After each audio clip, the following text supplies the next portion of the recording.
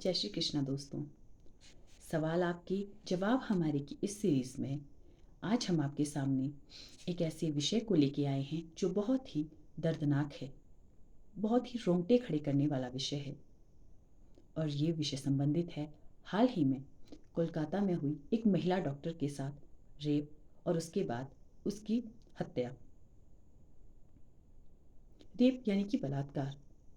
आए दिन हमारे समाज में इस तरह की घटनाएं देखने को मिलती हैं। हम लोग बड़े गर्व से कहते हैं बेटी बचाओ बेटी पढ़ाओ। बेटी बचाओ का नारा यहाँ पर एक बेटी की भ्रूण हत्या, उसकी गर्भ में हत्या को रोकने से संबंधित है और इसके सकारात्मक प्रभाव भी देखने को मिले हैं। लेकिन जब एक बेटी इस समाज में जन्म लेती है, उसके बाद समाज के इन दरिंदों से उसकी रक्षा और उसकी सुरक्षा की जिम्मेदारी किसकी है? कौन माँ बाप अपने बच्चों के साथ इस तरह की घटना, इस तरह की वारदात के बारे में सोच भी सकता है? अगर आए दिन ऐसी घटनाएं हमारे समाज में होती रही तो हर एक माँ बाप एक बेटी को जन्म देने से पहले 100 बार सोचेगा।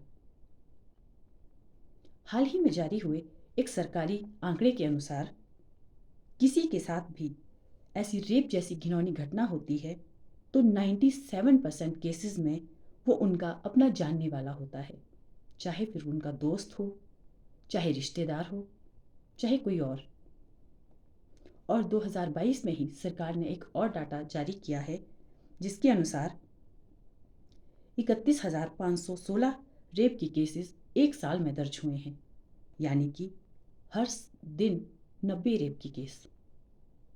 तो आप खुद सोचिए कि ये आंकड़े दिल दहलाने वाले नहीं। ये वो डाटा है जो सरकार के पास दर्ज है और बहुत से ऐसे भी केसेस हैं जो या तो दर्ज ही नहीं होते या फिर किसी ऊपरी दबाव के कारण दबा दिए जाते हैं।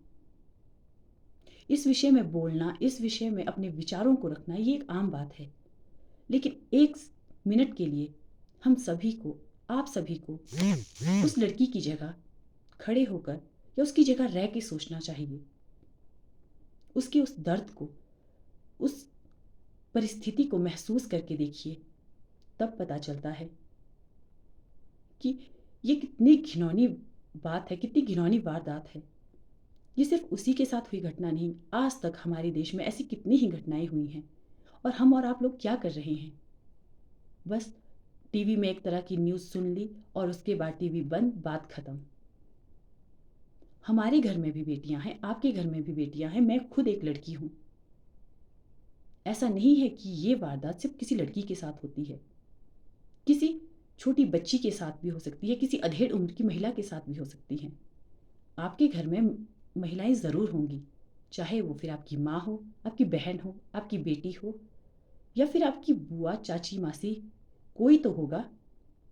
उनकी सुरक्षा के लिए आपकी जिम्मेदारी क्या है?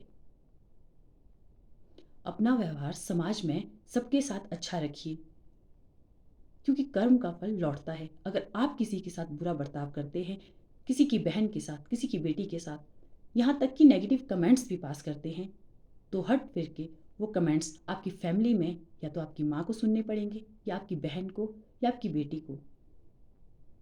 हम ये नहीं कहते कि समाज का हर एक वर्ग इस तरह की घटिया सोच रखता है, लेकिन एक वर्ग ज़रूर है जो इस तरह की घटनाओं को अंजाम भी देता है और उनकी सोच भी इसी तरह की होती है। समाज में बहुत से लोगों की सोच है कि महिलाओं के साथ इस तरह की घटनाएं इसलिए होती हैं कि वो सोशल मीडिया के साथ बहुत ज़्यादा जुड़ी होती हैं। उनके कपड़े, उनके बर्ताव, उनकी भाषा में बहुत ज़्यादा अंतर देखने को हो गया है। अगर लड़कियां अपनी सीमा में रहे, घर से बाहर बिना परमिशन के ना निकले, हर एक चीज़ एक दायरे में रह के करे, तो ये सब चीज़ें नहीं होंगी। सबसे ज़्यादा जो यंगस्टर है और जो हमारे बहुत पुराने बुजुर्ग हैं, उनकी ये सोच है कि लड़कियों के कपड़े खासकर उनकी इस घटनाओं को बहुत ज़्यादा अंजाम देते हैं।